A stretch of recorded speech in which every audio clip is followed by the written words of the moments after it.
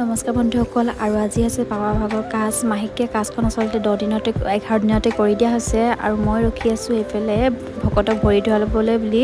দুজনমান ভকত আহিলে বাৰু, আৰু মই যোনটো ফুল ভিডিঅ' দিম বুলি কৈছিলোঁ সেইটো ডিলিট হৈ গ'ল।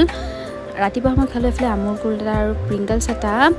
আহিলোঁ তাৰপিছত ৰান্ধনি ঘৰত য'ত ভাত চাত দিয়া হ'ব তালৈ বুলি। তাতে সকলোৱে চব্জি কাটি আছে আৰু ৰান্ধনি ঘৰত ৰান্ধনীয়ে মাছ ফ্ৰাই কৰি আছে আৰু চব্জি বনাই আছে।